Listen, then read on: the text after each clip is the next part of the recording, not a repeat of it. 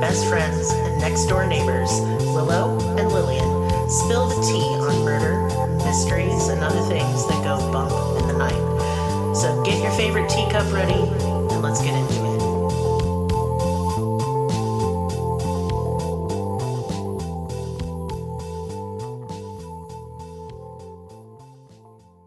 Welcome to Cruelty Podcast. This is Lillian, and with me is Maris. Hello. Not on a Monday. Hello, and hello to our new microphones in Y'all, 3D. Our microphones are new. Yeah, so if we sound different, that's why. And you're like, whoa, you guys sound good. I'll be like, yeah, we do. Yeah. So, yeah, hello, patrons. This is a Patreon-only episode, Maris, if you didn't know. Oh, I had no idea. Willow is exploding out of every orifice and is not allowed to come around me at this time. Oh, my God. You had to say it like that. I did, because it's funny. It's not funny that she's sick, but she's okay. She's just pukey. Ooh, And I don't want no fucking part of that. No. So let's all wish her well, shall we? Yeah. Good vibes and such. Yeah.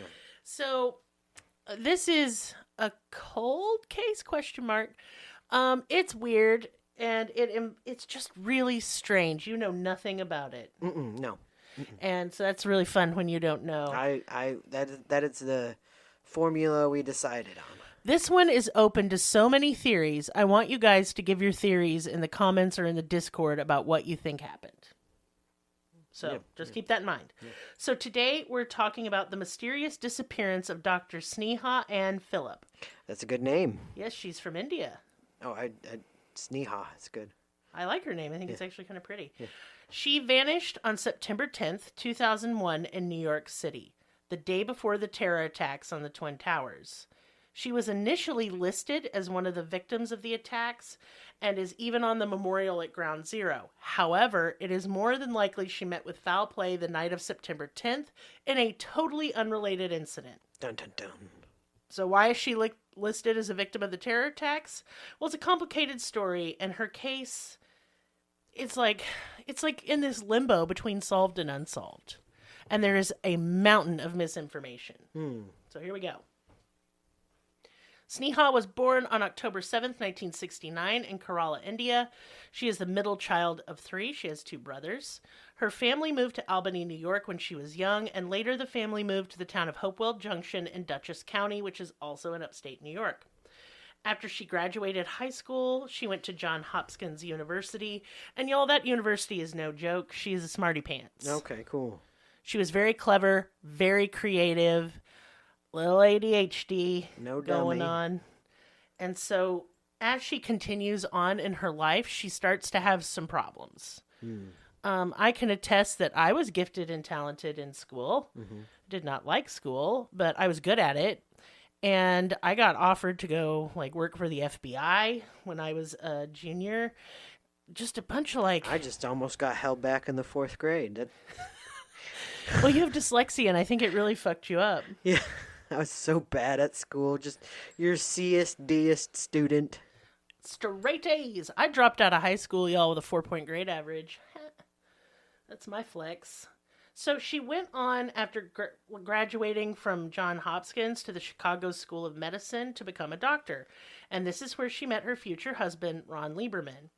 Now, both of them moved to New York City because they got internships there, and their life seemed to be going well. I mean, they're both going to be doctors, but trouble was brewing. When Ron and Sneha were in medical school, she was actually a year ahead of him. So it's pretty cute. To allow him to catch up to her, she took a year off school and traveled around Europe, specifically Italy. Yeah. And then came back so they could graduate together and get their internships together. That's romantical. It is. Philip got his in Manhattan and Philip got hers. Her last name is Philip. And Lieberman got his in the Bronx. Her family was only a short hour train ride away, and her brother lived really close in New York City. Sneha and Ron married in May of 2000, and it was a very beautiful wedding, and they made a very striking, good-looking couple. They moved shortly after to a very nice apartment in Battery Park in New York City, and now Battery Park is waterfront properties, parks. Yeah. I've been there. Is it beautiful? Oh, yeah. Flower gardens and memorials to inventors and soldiers. It's a very nice part of town in Lower Manhattan and only a few blocks away from where the World Trade Center used to be. You can see everything for sure, yeah. Yeah. Given that this is a very expensive place to live, it's safe to assume they're doing well financially. Sneha and Ron seem to have everything going for them. So now we're going to go over the timeline of her disappearance. There's her background. Okie dokie. Just smarty pants work hard. Kinda. Yeah. It's going downhill real bad, but we'll get to that. You keep saying that. Oh, it's on fire. So, on the morning of September 10th, Ron left for work around 11 a.m. He worked at a hospital in the Bronx. Sneha was off work that day and had plans to do a deep clean of their apartment. She was expecting her cousin for dinner in a couple days and wanted everything all nice and neat. I get that. I do the crazy companies come and clean. You got a nest. Listen, that has nothing to do with this case. No. I mean, that's the word. Like when you're like when you're expecting a baby or a company. Yeah. You're nesting. You got to make everything nice. So like all your doilies are out.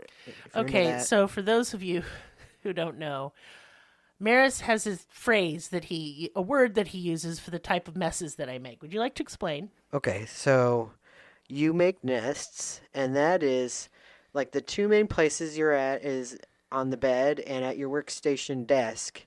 And so you put everything that you could possibly need around the sitting spot so you can see it. Yeah. But over time, it definitely develops a bird nest-like quality, like cups and your yarn that you use for your knitting things, crochet, and all your drawing pencils and paint, wrappers of various kinds. not food. Mail from the mailbox. Yes, sometimes mail. And it just develops like a bird nest. And you've staged the nests. Yeah, there's stage 1, 2, and 3. 3 is just where I can't walk around it anymore. I'm tripping over stuff. I don't say anything. You're irritated. I'm annoyed because I'm a very orderly person. I'm not. Yeah. But let's point out it's not filth. It's just stuff. No, but it's a nest. It's a nest. A dangerous nest sometimes. But this lady wasn't doing that. She was nesting, which is where you make everything like super clean. Stuff I don't do, right. Yeah. During this time, it's starting at around 2 p.m., she started texting her mother, and nothing was out of the ordinary in their conversation. At 4 p.m., Sneha changed her clothes to run some errands. She dropped off some clothes at the dry cleaners, and then she went to a couple department stores, and that was they were like a literal 30-second walk from the towers. At 6 p.m., there are records of her using Ron's credit card to buy some bed linens, pantyhose, lingerie, and 3 pairs of shoes. She spent about $550, which, girl, I mean, they doctors, so they can afford that. Yeah, they're shit. doctors in Manhattan. These are things I'll never experience. If I took Maris's credit card, I mean, I do, but I did that. Actually, you wouldn't even know. I don't know, and I don't care. But I wouldn't. I'd have a fucking apoplexy. I don't have nothing, so. No. But, this isn't really the actions of someone planning on going missing. No, you don't buy a bunch of groceries if you're going to go fuck off. The last store where she bought the shoes is the last official confirmed location of Sneha. Okay. And around midnight, Ron comes home from work. He was supposed to get off at 8, but ended up needing to stay later. I mean, that's common with doctors. He expected Sneha to be home, but she wasn't there. Usually when she stayed out late, she called him to tell him where she was, but she hadn't done that. Excuse me. God damn. And though she hadn't called and wasn't at home, he wasn't too worried because it wasn't that unusual for her to go out drinking with friends from work and come home late. He was miffed that she hadn't called, but he wasn't worried. And he figured he'd just talk to her, later and be like, hey, call me, God. Ugh. Right, you should at least communicate. It doesn't seem unusual. It's gonna later. Keep saying it again. He went to bed almost immediately after getting home because he had to be up at 6 a.m. to get ready for work. His shift at work began at 8 a.m. I guess he had to get ready. And he's a pretty boy, so he took a long time. How annoying. When Ron woke up, Sneha still wasn't home. And, while irritated, again, he's not worried. It's early in the morning. And if she'd been out drinking, if she'd been out drinking, she's not getting up early. I mean, that's true. No. Often when she went out drinking, she'd end up staying the night at her cousin's or her brother's house. So it wasn't out of the ordinary despite the lack of the phone call. Ron got ready for work as he usually did. He left the apartment and got to work at around 8 a.m. We all know what happens about 45 minutes later. Upon his arrival at work, there was a staff meeting. And so when the staff meeting is over, he noticed that all his coworkers have now crowded around a TV because the terrorist attacks had started. Yeah, I remember. I was 19 when that occurred. I was 20. Yeah. You were not 19. I must have been 18. I was in my first year. I just started my first year at college, and I went immediately out of high school. And I graduated in 2001. Yeah, I was older than that. I was 22. You could have been 18 if I was 22. Yeah. I'm just stupid, and I don't know how old I am. My birthday's in June, obviously. So, yeah, I might have been 18. Whatever. We were alive, and it happened, Mm-hmm. and it was scary. Yeah. Well, now he is worried. Yeah. He calls his apartment, hoping Sneha would pick up, and this is right before the phone lines are just fucking crammed and you can't get through anywhere. No one answered, and she didn't have a cell phone. Now, a lot of people in the early 2000s didn't have cell phones. It wasn't that weird. I did not. No. I didn't either. Meanwhile, all of Manhattan is literal bedlam. It's chaos everywhere. Phone lines are jammed. Power is out to many places in the city. Terrified for his wife and just in general, Ron tries to get home. But let's point out, you could not get to Battery Park. Mm-hmm. Because, I'm sure everything was traffic police had blockaded it off. Right. Yep. However, he got in an ambulance that was going in that direction, and because he was wearing scrubs, they let him through. Yeah, okay, that makes sense. Because he is an emergency responder. He's a doctor, yeah. Except he didn't go help. He went to go find his wife. Yeah, I got you. So he went to his apartment, and he's unable to get into the building. Uh-huh. Now, he left work at 4 p.m. Okay. 3 to 4, and he couldn't get home until 9 because of all the chaos. Yeah. The building is dark. He can't get in because he has an electronic key card. It's not working, obviously. Mm-hmm. But he sees a candle flickering up in a window. Mm-hmm. So he has a small flashlight, and he's shining it, in that window. And eventually the person comes to the window, and he's, hollering. He's like, hey, I can't find my wife. Can you check my apartment? Mm-hmm. They go, and they knock on the door. No one answers. Okay. Unsure of what else to do, Ron leaves and ends up spending the night at a friend's apartment. The next morning, he's able to get back into his apartment, and the power has been restored to the building so he can get inside. He'd left his apartment windows open that day to kind of let in some fresh air. So when he comes home, everything's covered in dust and debris from the attack. Sucks. Yeah, but it's a good clue because there's no human footprints in the dust. Yeah, okay. No, she would have shut the windows. Right. She would have swept up. Yeah. The only footprints are there is kitty cat footprints. Okay, days. Yeah. Sneha had left behind her driver's license, glasses, credit cards, and passport. The only credit card that was missing was Ron's that she took shopping. It was clear that when she'd left the apartment the previous day, she had every intention of returning. Ron called her family, but none of them had heard from her after September the 10th. She hadn't stayed with her cousin or brother on the night of the 10th. In fact, she hadn't spoken to her brother John in 2 weeks, and we'll get to why in a minute. Ron was now really worried. He knew something bad had happened to his wife. Ron immediately reports Sneha missing to the police. However, on September 12th, 9,000 people had been reported missing. Mm-hmm. Police simply didn't have the resources to look for her given with what was going on. So he took to the streets with a picture of his wife. He tried getting the attention of the press, but when they'd heard that she'd gone missing the day before the 11th, they just didn't want to fucking talk to him. Yeah. I mean, reporting on September 11th was more important than his missing wife. Makes sense. So what happens next muddles her case so much, I think it'll never be solved. Okay. Precious time is just lost. Right, because stupid September 11th happened. Yeah. So Ron called Sneha's brother John and asked him to go to the press, but instead of telling them she'd gone missing on the 10th, Ron told John to lie and say she went missing on the 11th so the press would put her picture out there. And I think that was kind of smart. Yeah. Unfortunately, John took the lie too far. He told the press he'd been on the phone with his sister directly after the attacks and begged her to come home, and he said she insisted on staying and helping the wounded, that she was at the towers helping hurt people when the phone call was abruptly cut off. Yeah. So now no one is looking for her because they think she's dead. Yeah. Nobody's looking. He's just straight up making up shit. Yes, and it becomes very suspicious later. Meanwhile, Ron is going around trying to establish a timeline for his wife's disappearance. When he stops at the department store she'd last been at, he talks to a clerk who says she saw Sneha shopping there with a friend. Another woman, possibly Indian American like Sneha, small of stature with dark skin, who appeared to be in her 30s. However, CCTV footage later revealed Sneha at another department store an hour before she went into the one where the clerk saw her at, and she was alone. Okay. So it doesn't... I mean, you could meet for a friend and then you guys separate. Sure, but I don't think that this mystery friend... So she was talking supposedly to the friend while trying on shoes. Uh-huh.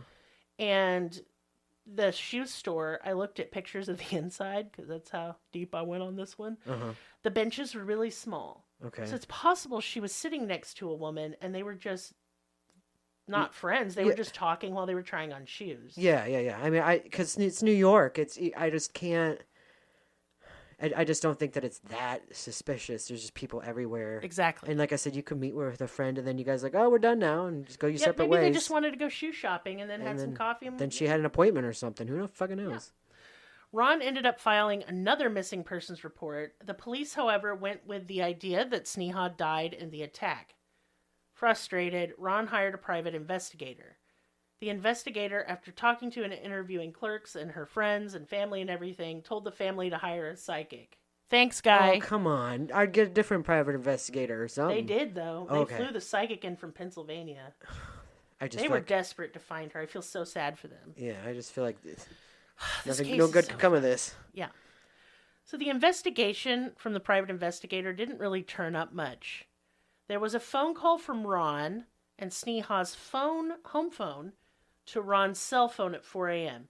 Ron has no memory of this, but he believes he woke up in the middle of the night, checked his voicemail from his home phone, because you could do that back then, and was trying to see if Sneha had called him. I've always found Ron, and so far, is obviously the most suspicious in this story.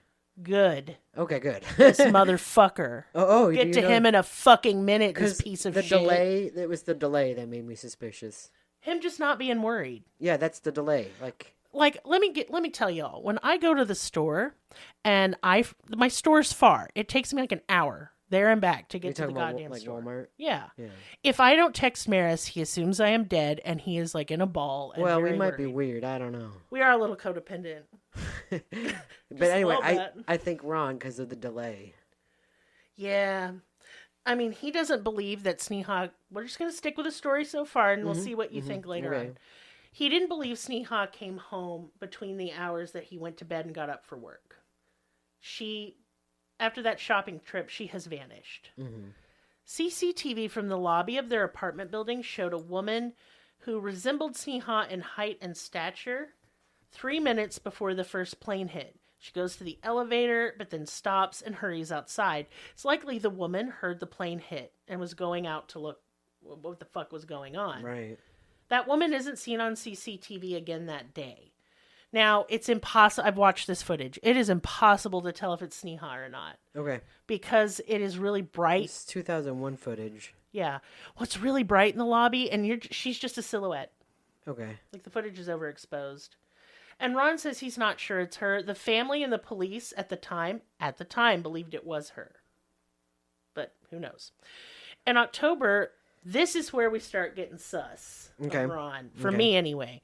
In October of 2001, Ron files a claim with the Victims' Compensation Fund set up for family of victims of the 9/11 attacks. Remember, he doesn't believe she died in that. No. So why is he filing a claim? Because he's a fucking douche? Yeah. Claims made depended on the victim's age and their worth at the time of their death. A claim on Sneha would have brought in $3 to $4 million. Ron has never made the full report by the private investigator public. Why not? If you're needing to find your wife, why wouldn't you make everything public to find her? Why are you keeping secrets? You know what I'm saying? Yeah. So the minute he files this report is when police are like, you know what? We are interested in her case, by the way. Okay. Good one, please. Yeah. They start to doubt the whole hero narrative and that she may not have died in the attacks at all. And what they uncovered doesn't paint Sneha or Ron in the best light. Both of them? Yeah. Uh-oh. So I would urge, though, that she's the victim. Okay. We don't blame the victim for No. shit. Right. But she did have not the best lifestyle choice at the time. I'm here for it. I'm at the edge of my seat. I know. You literally are. Yeah. I'm looking at him. So, right out of medical school, a person has to go through something called residency. These run a year, with most residents serving 3 years. So each year you have to review, you have like a review at the hospital, and they decide whether to renew your contract or not, and most of the time they do. Sneha's was not renewed. The hospital cited that she had drinking problems, seemed unfocused at work, and was late a lot. Essentially, she was fired. Okay. Her family vehemently denies that she had a drinking problem and insists instead she was going to be a whistleblower, that she was being treated unfairly because of her race and because she was a woman. Sneha told her family she had been sexually harassed. After being fired and struggling with addiction issues, Sneha became depressed, which only made her addiction to alcohol worse. Shortly after being fired, Sneha was arrested at a club. She claimed a man, a coworker, had touched her inappropriately and she attacked him. She spent the night in jail. However, when police investigated her claim of sexual harassment, it was dropped by the prosecutors, and they filed a counterclaim against her for filing a false report. And they said they would release her and drop the charges should she recant, but Sneha refused, and she spent another night in jail because of this. Yeah, okay. I'm going to be honest. I think she was drunk and didn't know what the fuck was going on. Yeah. Sneha's behavior after being fired changed further. She started staying out all night and hanging out with various people that Ron didn't know. She also started going exclusively to lesbian bars. Now, back in the early 2000s, there's not a ton of gay bars in New York. I mean, I'm sure there is now. Yeah. And there was still a pretty intense social stigma, so she's going to not the best parts of town. But she said she was going there because men didn't harass her there. And hey, I get that. It's the number one reason I hung out at gay bars. And when I say the number one reason, I mean it's what I told people so they wouldn't judge me. But in reality, I was experimenting with my sexuality. Right, right. And so was Sneha. Yeah, yeah. Which like nothing wrong with shade. that, but you should be honest with your husband, perhaps. You should. You definitely should. But he's kind of a dick, so maybe fuck him. I don't know. Who knows? Sneha's family refute that she was anything but straight. But I know India still has major issues with homophobia. Her husband actually had no idea she was going to these bars at all. Yeah, that's not very honest. When Sneha's brother John was interviewed by police, he confessed that he'd walked in on Sneha and his girlfriend at the time having sex. Dang, that's some Jerry Springer stuff. It is, and that's why he hadn't spoken to her for 2 weeks. Oh, dang. I mean, that's pretty rough. Sneha had found a new job at a hospital in Staten Island, but right away got suspended because she missed a meeting with a substance abuse counselor. Her life was falling apart, and at the time she went missing, it really was kind of a downward spiral for sure. Yeah. This is where I think Ron is to blame. So here we go. Well, yeah. On the morning of September 10th, Sneha was actually at court pleading not guilty to the filing the false report thing. But that did mean it would then go to trial.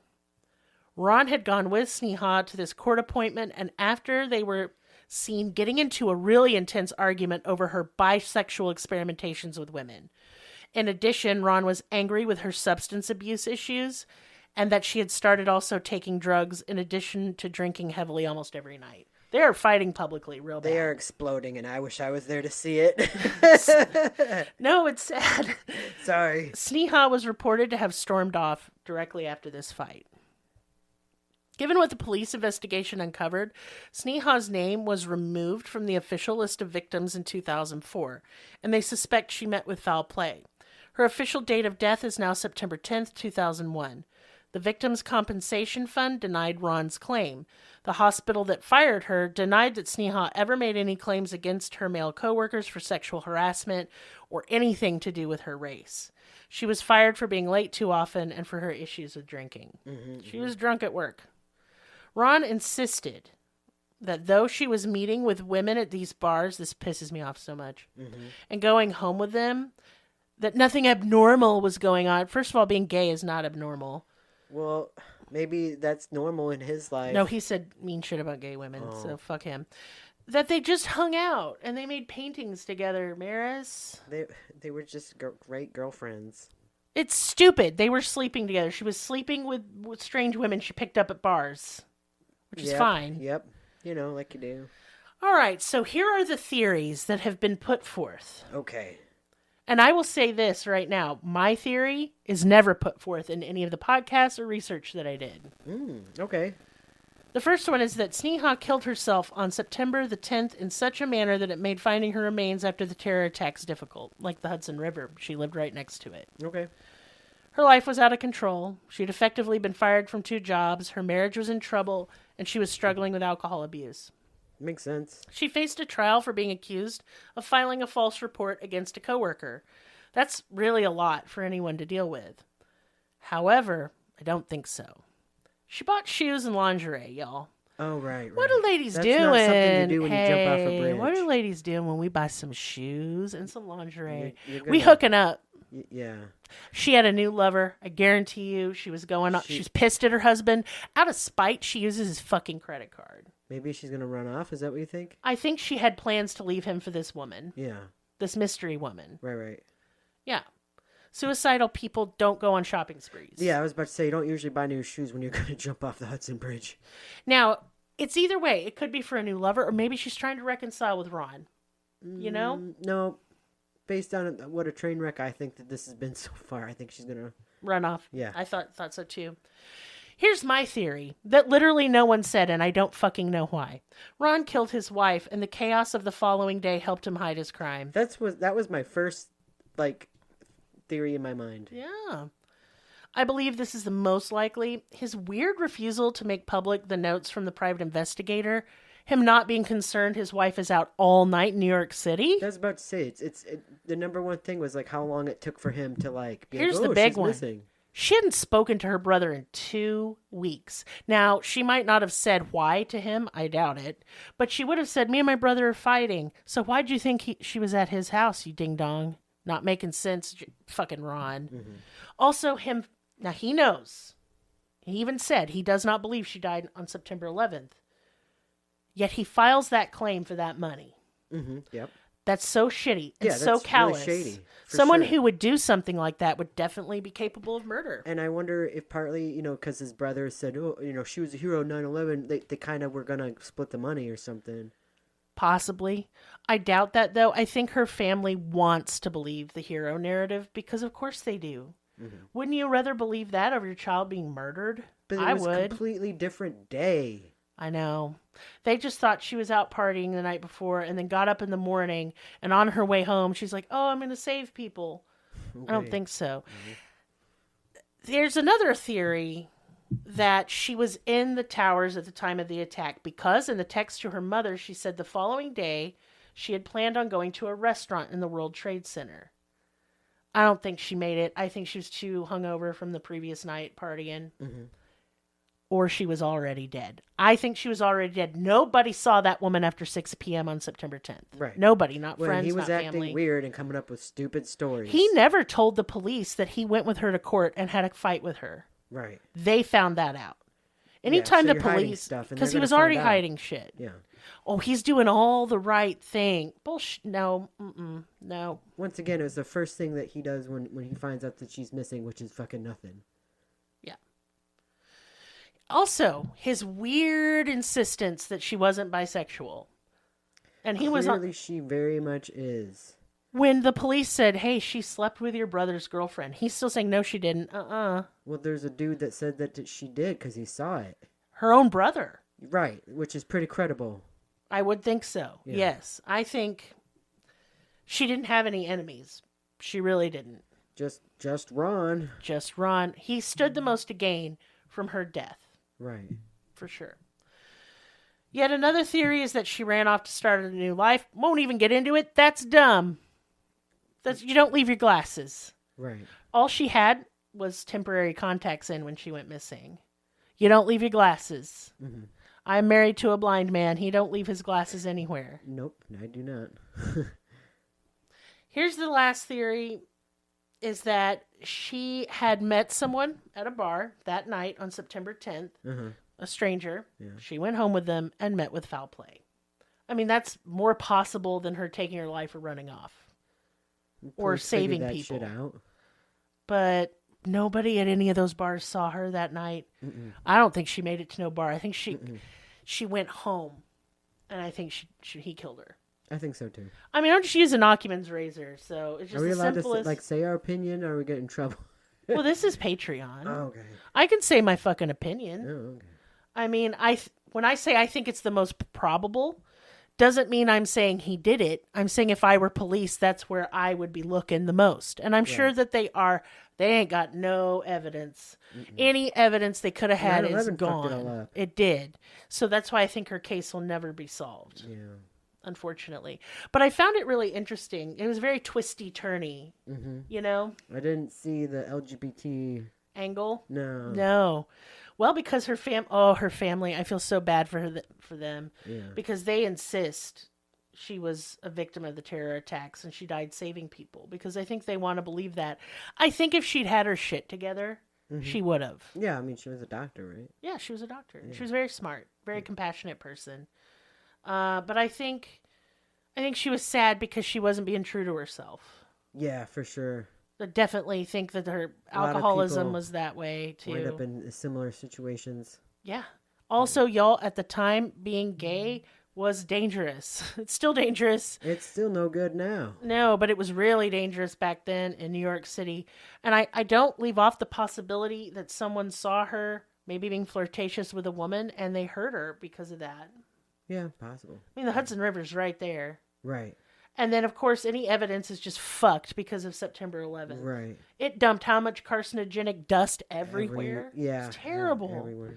And just days and days of nobody being able, like months of no one being able to look into her case. Mm-hmm. In fact, the police didn't start looking into her case for a full year. Oh, until Ron was acting squirrely. Until he made that fucking claim. They're like, okay, so you reported her missing on the 10th, yet you're asking for some money? That's acting squirrely, yeah. That is acting... To me, that is the number one indicator of his guilt. Number one. Or the delay. Like, as soon as you realize your partner is missing in a serious manner, you don't just, like, sit on it. You do not sit on that shit.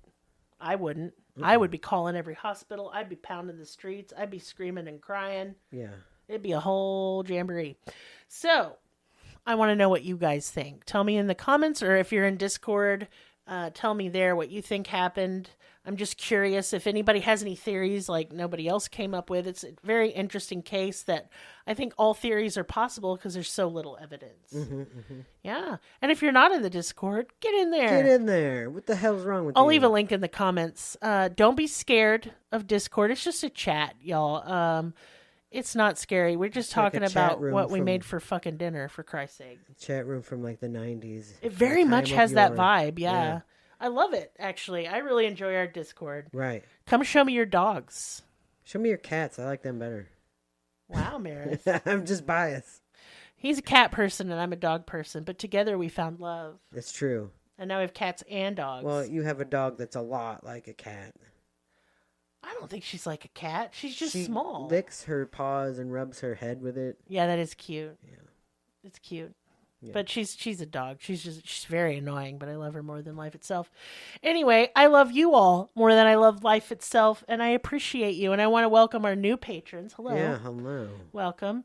If you have any suggestions for stuff to cover on Patreon, please let me know, because we're doing video very soon. Yes. Oh, that was my other thing I wanted to announce. We've gotten a camera, so we can now do video. We're going to be recording 2 out of the 4 Maris Mondays a month on video and putting them up on YouTube.